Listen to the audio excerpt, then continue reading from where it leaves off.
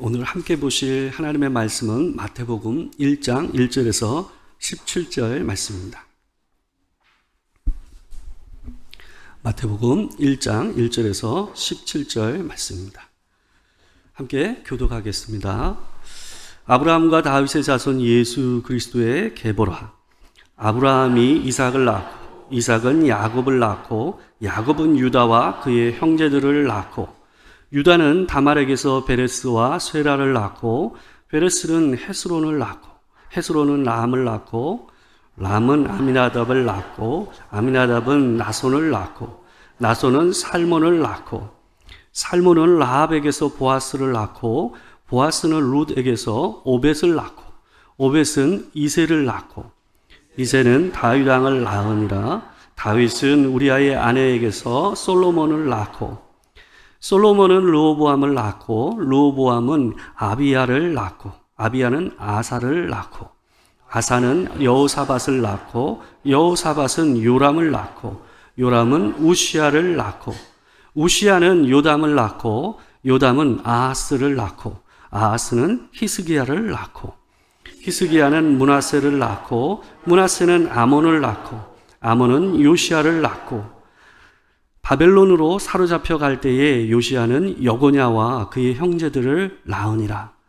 바벨론으로 사로잡혀 간 후에 여고냐는 스알디엘을 낳고 스알디엘은 수룹바벨을 낳고 수룹바벨은 아비웃을 낳고 아비웃은 엘리야김을 낳고 엘리야김은 아소르를 낳고 아소르는 사독을 낳고 사독은 아킴을 낳고 아킴은 엘리우스를 낳고 엘리웃은 엘르아살을 낳고 엘르아살은 mat단을 낳고 mat단은 야곱을 낳고 야곱은 마리아의 남편 요셉을 낳았으니 마리아에게서 그리스도라 칭하는 예수가 나시니라. 다 같이 읽겠습니다. 그런즉 모든 대수가 아브라함으로부터 다윗까지 연례되어 다윗부터 바벨론으로 사로잡혀 갈 때까지 연례되어 바벨론으로 사로잡혀 간 후부터 그리스도까지 연례되더라. 아멘. 오늘은 마태복음 1장 1절에서 17절 말씀을 가지고 부끄러운 족보, 은혜로운 구원이라는 제목으로 하나님의 말씀을 전하도록 하겠습니다.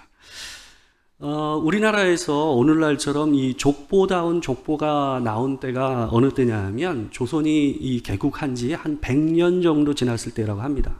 성종 무렵 때 이 족보다운 족보가 만들어졌다고 해요. 이 조선을 개국할 때 이 이성계가 준비했던 것 중에 하나가 뭐였냐 하면 이 고려 말기에 넘버 2가 될 때였어요. 이성계가. 근데 이 세력을 갖추면서 자기가 아마 왕이 되기 위해서 새로운 나라를 세우기 위해서 준비를 한 것 같아요. 근데 그 준비 중에 아주 눈에 띄는 게 하나 있습니다. 바로 그의 아버지 이자춘의 비문, 이 무덤에 있었던 이 비문을 갖다가 고치는 일을 했다고 합니다. 고려 말기에 가장 유명한 문장가가 이색이라는 사람이 있었대요. 근데 이 사람에게 이성계가 부탁을 해서 자기 아버지의 비문을 좀 다시 써달라고 부탁하는 이 일이 있었다고 합니다. 왜 그러냐 하면 이 이성계는 고려의 변방에 속하는 이 볼품없는 이 가계에 속한 사람이었어요. 그런 집안이 후손이거든요. 그러다 보니까 자기가 왕으로 등극할 거를 생각해 보니까 그 부끄러운 가족의 이 좀 보잘것없는 부분들을 좀 신분 세탁을 하고 싶었던 것 같아요. 그래서 좀 보기 좋은 모습으로 보이기 위해서 이 문장가한테 자기 아버지의 비문을 조금 멋지게 써달라고 이렇게 부탁을 했던 일화가 있다고 합니다. 족보는 이 왕의 가문을 볼품 있는 집안으로 만드는 작업에서 시작이 됐어요.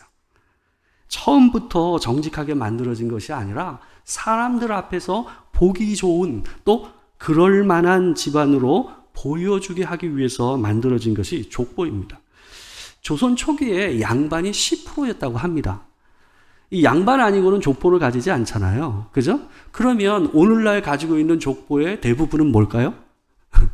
가짜예요. 짝퉁이에요, 짝퉁. 그러니까 대부분 족보 없는 집안 사람들이에요. 여기 대부분 90%는 족보 없는 집안입니다, 원래는.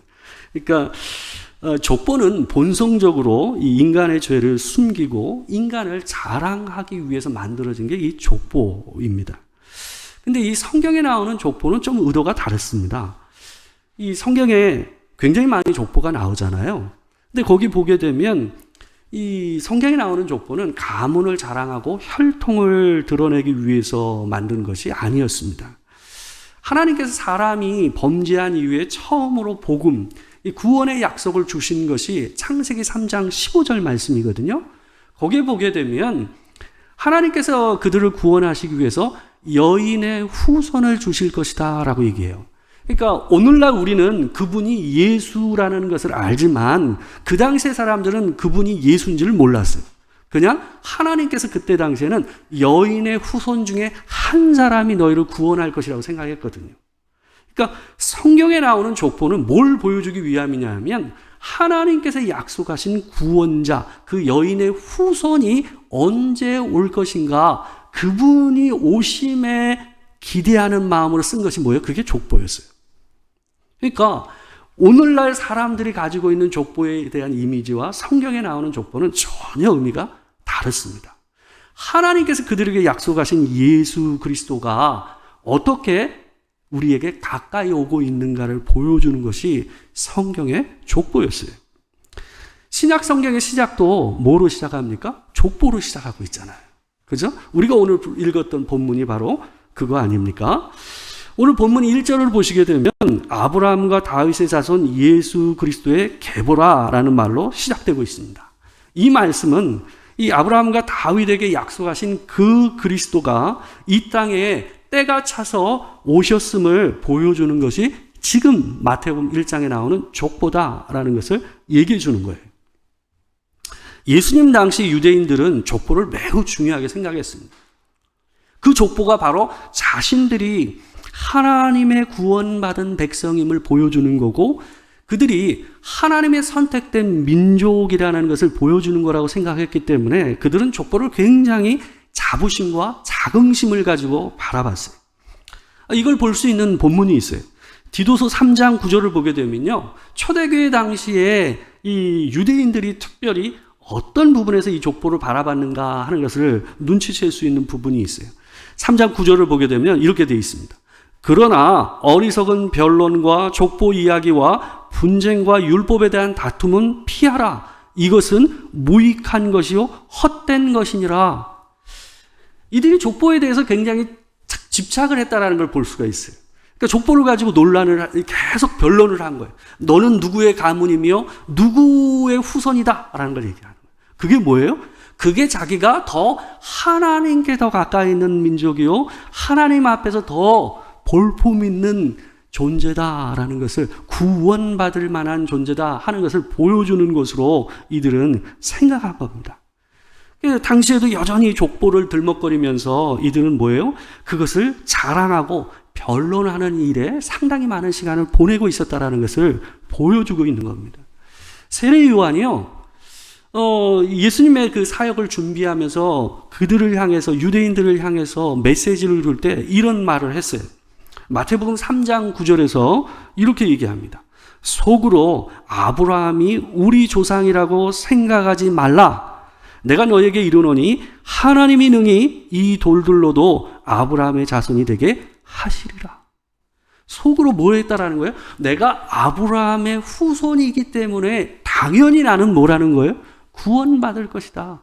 나는 당연히 하나님의 백성이다 라고 생각했다라는 거예요. 근데 거기에 대고 처참하게 세례 요한이 뭐 하고 있는 거예요? 그걸 깨고 얘기하고 있는 거예요.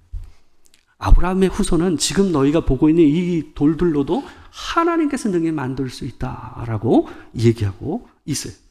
세례 요한은 자신들이 아브라함의 자손이어서 구원을 받는 것을 이해한 이스라엘 백성들의 생각을 어떻게 했습니까? 무너뜨리면서 그것이 구원이 아니다. 너희가 구원을 그렇게 오는 것이 아니다라고 얘기하고 있는 거예요. 마태도 복음을 기록하면서 제일 먼저 이스라엘 사람들이 가장 자랑스러워하는 족보를 쓰고 있어요. 근데 이 마태가 쓰고 있는 족보는요, 그들이 가장 자랑스러워하는 족보를 통해서 그들이 가장 자랑스러워하는 것을 깨는 의도에서 이 족보를 기록하고 있어요. 마태는 예수 그리스도가 이스라엘 사람들이 가장 자랑스러워하는 이 믿음의 조상인 아브라함과 다윗의 자손이라는 것을 먼저 선언하고 얘기를 하고 있습니다. 그러나 마태는 너희가 자랑하는 족보가 자랑할 만한 것이 아니요 오히려 도리어 부끄럽고 너희들이 얼굴이 뜨거워질 수밖에 없는 족보다라는 것을 이 족보를 통해서 얘기하고 있어요. 너희가 죄 중에서 태어났고 또한 하나님과 먼 존재다라는 것을 오늘 이 족보를 통해서 두 가지 부분에서 얘기를 하고 있어요. 첫 번째는 족보는 본래 누구를 통해서 이어집니까? 장손 아닙니까? 장손을 통해서 이어지는 게 족보예요. 근데 오늘 족보는 보게 되면 이상하게 차남이 계속 언급이 돼요. 넷째가 언급이 돼요. 이게 좀 이상한 족보입니다. 이게 보게 되면 오늘 보면 2절, 3절을 보게 되면 야곱으로 이삭에서 야곱으로, 야곱에서 유다로. 유다가 다말에게서 낳은 쌍둥이가 있었어요. 그게 베레스와 세라거든요. 근데 형이 누구예요? 세라가 형이에요. 근데 동생 이름이 앞으로 나오는 거예요. 그게 뭐예요? 대를 누가 이었다라는 거예요? 베레스가 이었다라는 걸 이렇게 표현하고 있는 거예요. 오늘 본문에 나오는 족보는요, 그 대대에 있는 모든 그 세대를 다 기록하고 있는 족보가 아닙니다. 일부러 마태는 선별적으로 그들의 족보를 갖다 기록하고 있으면서 또한 그 특징적인 부분들을 보여주면서 얘기를 하고 있어요. 이스라엘의 역사가 하나님께서 자연스럽게 장손을 따라서 선택해서 이어가신 만한 그런 역사가 아니었다라는 것을 마태가 이 족보를 통해서 보여주고 있는 거예요. 장손들이 하나님의 약속을 기대하지 않았어요. 하나님의 법을 거슬러서 살았어요. 에서가 그랬습니다. 또한 르벤이 그랬어요. 세라가 그랬어요. 에서는 어떻습니까? 에서는 자기가 하나님의 약속을 받은 장자라는 그 하나님께 주시는 그 축복을 어떻게 했어요? 동생에게 팥죽 한 것을 팔을 정도로 그것을 가볍게 여겼어요. 하찮게 여겼어요. 두 번째, 르벤은 어땠습니까? 르벤은 자기 아버지의 아내였던 여인과 어떻게 했어요? 동침을 함으로써 그 약속의 계보를 어떻게 했어요? 더럽혔어요. 그리고 이 르벤의 장자 역할을 대신했던 유다는 그 형제 중에서 몇째였습니까? 넷째였어요. 넷째. 근데 그 앞에 있는 형들이 전부 다 하나님께서 인정하시는 장자 역할을 못한 거예요. 그러다 보니까 누가 장자 역할을 했어요? 넷째인 유다가 장자 역할을 하고 계보를 잇는 사람으로 나오는 거예요. 근데 유다 또한 어땠냐 하면 약속의 여인이 아닌 가나안에 있는 여인을 아내로 맞이하고 살았어요. 또한 자기의 자식들을 다 그 가나안의 이방 여인들과 결혼을 시켰어요. 그게 유다의 모습입니다. 자, 한번 봅시다. 이들의 모습 속에서 과연 어디서 하나님의 약속을 대망하는 모습을 찾을 수 있습니까? 어디서 메시아를 소망하고 그분의 오심을 기대하는 마음을 볼 수가 있습니까? 보통 차남이 계보를 잇는 경우는요, 이런 경우 말고는 없어요. 어떤 경우냐 하면 장남이 자식이 없이 일찍 죽는 거예요. 자식이 없어도요, 장남이 있으면 어땠어요? 밑에 있는 아이를 갖다가 자기의 자식으로 입양을 해서 키웠잖아요. 우리나라도 그러지 않았습니까? 대를 이을 수 없으면 형이 살아있으면 동생네 아들을 갖다가 자기 아들로 입적을 하잖아요. 그래가지고 대를 이었거든요. 그런 방식이 있어요. 장남이 살아있으면 무조건 어때요? 장남을 통해서 대를 잇거나 이거를 문제를 해결하려고 했던 것이 일반적인 세상의 족보예요. 근데 오늘 본문을 보게 되면 어때요? 장남이 멀쩡히 살아있어요. 장남이 멀쩡히 살아있고 장남이 아들을 낳았어요. 근데 어때요? 그들을 통해서 하나님께서 그들을 약속의 계보로 하나님의 자손으로 인정하지 않는 거예요. 왜 그럴까요? 이 족보는 생물학적인 족보가 아니기 때문에 그래요. 이 족보는 믿음의 계보예요. 하나님의 약속, 하신 그 구원자 예수 그리스도를 대망하며 그를 기다리며 사는 자들의 족보가 이 마태복음에 나오는 족보기 때문에 장남이 멀쩡히 살아있어도 어때요? 그들이 그 계보를 잇는 자가 아닌 것으로 나온 거예요. 하나님은 그럼에도 불구하고 어때요? 어떻게 하시든지 당신이 약속하신 그리스도를 우리에게 주시기 위해서 어때요? 그 약속의 계보, 믿음의 계보를 어떻게 했어요? 차선책으로라도 이어가신 거예요. 그게 이스라엘의 족보였어요. 이 족보 안에서는 사람의 어떤 자랑을 할 만한 어떤 모습, 그 믿음의 온전함을 찾아볼 길이 한 군데도 없어요. 뭐만 있어요? 하나님의 열심만 있어요. 그분의 신실하심만 드러나는 게 이 마태복음에 나오는 족보의 모습인 거예요. 그분의 열심이, 그분의 우리를 향하신 그 약속에 대한 신실하심이 뭘 한 거예요? 우리를 향한 그 구원자 예수 그리스도가 오게 하시는 길을, 그 대를 이어지게 하신 겁니다. 우리가 우리 자신을 한번 생각해 보자고요. 우리의 열심과 우리의 선함으로 하나님을 믿었습니까? 저는 제 자신을 보면서 그렇게 도저히 얘기를 못하겠다고요. 솔직히 제 자신을 보게 되면 제 열심으로만 예수를 믿었다고 한다면 저는 벌써 세상에 있지 않았을까 하는 생각이 들어요. 제 인생을 돌아봐도 그 순간순간마다 하나님 앞에서 넘어질 기회들과 그런 순간들이 있었어요. 근데 그때마다 하나님께서 제게 주신 메시지는 내가 너를 사랑해. 여전히 내가 너를 붙잡고 있어. 내가 너를 인도할 거야. 라는 메시지를 제게 하나님께서 주셨어요. 그래서 다시금 하나님을 쫓고 그분을 붙잡을 용기를 하나님께서 제 안에 주신 것을 저는 참 많이 경험하면서 예수를 오늘날까지 제가 믿고 있습니다. 제가 목사이기 때문에 여전히 예수를 믿는 게 아니에요. 그분이 나를 먼저 붙드셨고 여전히 그분이 나에게 내가 너를 사랑한다. 너는 나의 아들이다. 라고 말씀하고 계시기 때문에 내가 아직도 그분을 믿고 목사로서 여기 서 있습니다. 그 은혜 안에 우리가 있는 줄 믿습니다. 이스라엘은 어느 순간부터 그것을 까먹었어요. 자기가 서 있는 자리가, 자기가 속해 있는 그 계보가 믿음의 계보요, 은혜의 계보라는 것을 까먹었어요.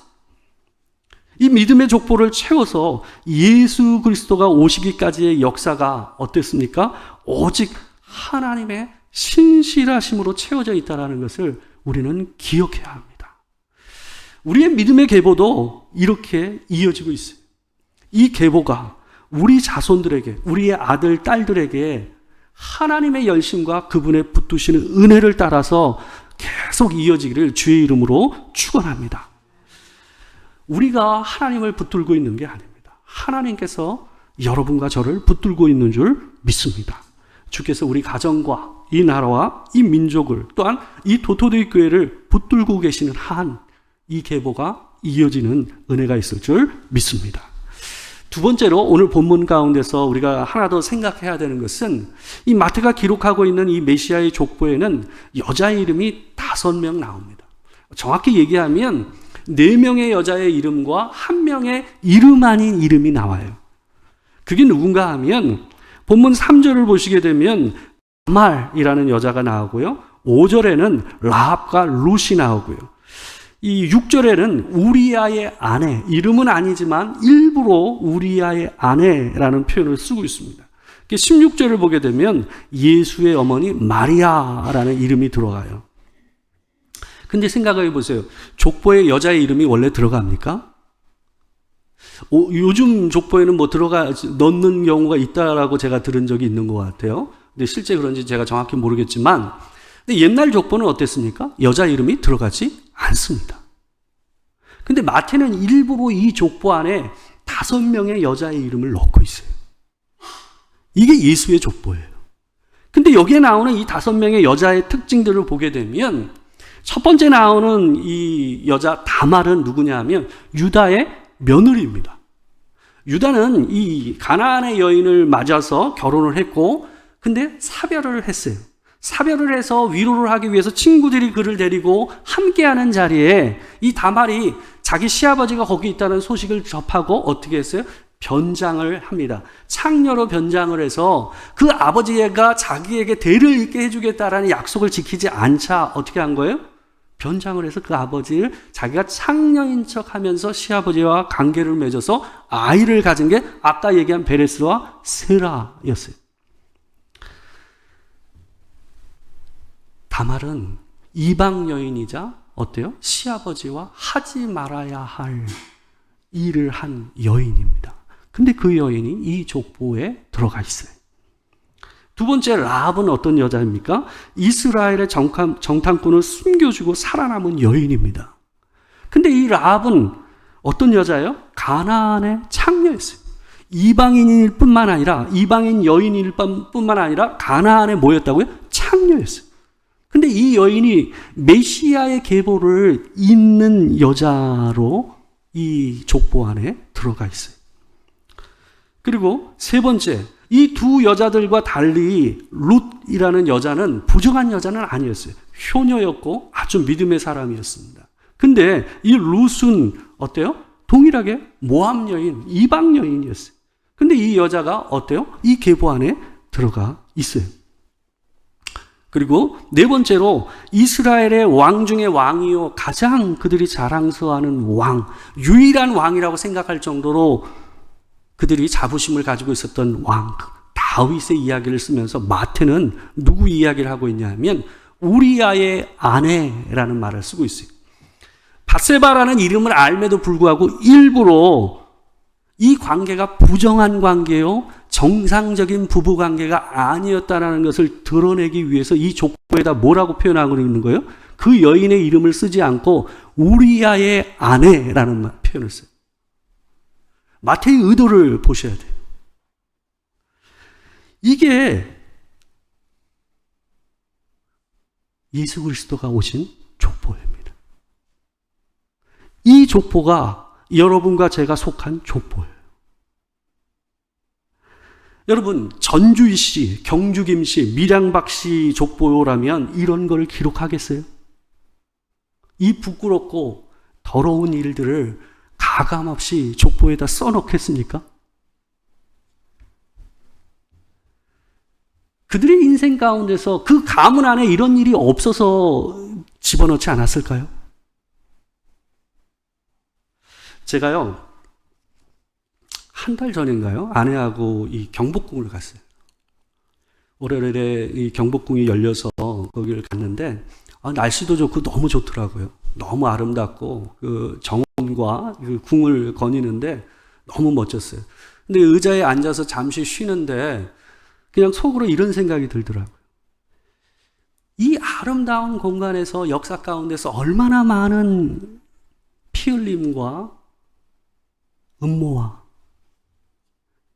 정상적이지 않은 관계들이 이 땅 안에서 일어났을까 하는 생각이 제 안에서 들더라고요. 불현듯이 그 생각이 들었어요. 참 아름다워 보이고 멋지게 포장되어 있지만 인간의 인생은, 인간의 역사는 어떻습니까? 그 수많은 음모와 살인과 갈등과 싸움과 부끄러운 모습들이 점철되어 있는 것이 사람의 인생이자 인간의 역사입니다. 우리가 아무리 아름다운 옷과 멋진 집에서 번듯하게 살아간다 한들 그것을 가릴 수 있겠습니까? 마태는 그것을 가리지 않습니다. 이것이 너희야 라고. 이스라엘 유대인들은 어땠습니까? 그 족보 안에서 볼품 있는 모습만을 기록하고 그것을 가지고 얘기하며 자기의 자부심을 드러내는데 집중했어요. 그러나 마태는, 성경은 그 불륜의 여인과 이방 여인들, 부끄러울 수밖에 없는 그 역사의 이면들을 그대로 이 족보 안에다가 넣어서 기록하고 있어요. 하나님은 우리의 있는 모습 그대로를 말씀하시고 그 모습을 구원하시기 위해서 예수를 보내셨어요. 그런데 우리가 우리 인생이 자랑할 만한 것처럼 괜찮은 것처럼 말한다면 어떻겠습니까? 그건 거짓말이에요. 가릴 수가 없는 거예요. 이스라엘의 혈통적이고 민족적인 단일성을 그들은 자랑하지 않았어요. 근데 이 마태복음 1장을 보게 되면 그들은 어떤 가정입니까? 다문화 가정이에요. 다문화 가정이에요. 단일 민족이 아니에요. 부끄럽고 더러운 관계를 통해서 이어진 계보였어요. 그게 이스라엘의 현실이었습니다. 그 계보 안에 우리도 들어가다라는 것을 기억해야 됩니다. 예수께서 그 더럽고 혼혈의 혈통과 죄가 가득한 혈통 가운데 들어오셨어요. 그래서 우리를 구원하신 겁니다. 로마서 8장 3절에서 예수 그리스도의 오심을 이렇게 얘기하고 있습니다. 우리 같이 한번 읽어보겠습니다. 자, 시작. 율법이 육신으로 말미암아 연약하여 할 수 없는 그것을 하나님은 하시나니 곧 죄로 말미암아 자기 아들을 죄 있는 육신의 모양으로 보내어 육신의 죄를 정하사. 예수 그리스도께서 우리와 같이 더러운 이 혈통과 그 안으로 이 땅 안에 들어오심으로써 우리가 뭐예요? 구원을 얻었다라는 것을 이렇게 표현하고 있어요. 이 족보에는 들어가지 못할 사람이 없습니다. 여자도 남자도, 피부색이 하얀 사람도 검은 사람도 노란 사람도, 간음한 여자도 도둑질한 사람도, 심지어 살인한 사람들도 하나님을 믿으면, 예수 그리스도를 믿기만 하면 들어갈 수 있는 족보가 뭐예요? 그게 예수의 족보입니다. 그러나 한 가지 들어갈 수 없는 존재가 있어요. 그게 뭐예요? 자기를 자랑하고 죄가 없다고 하는 사람은 이 족보에 들어갈 수 없습니다. 온전히 하나님 앞에서 우리가 우리의 연약함을 고백하고 오직 우리를 구원하시러 오신 그 예수 그리스도를 믿는 마음으로 선 자에게만 이 족보에 들어갈 수 있는 은혜가 주어지는 줄 믿습니다. 다윗의 고백이 우리의 고백이 되어야 될 줄 믿습니다. 다윗이 이렇게 고백했지 않았습니까? 주 여호와여, 나는 누구이며 내 집은 무엇이기에 나를 여기까지 이르게 하셨나이까.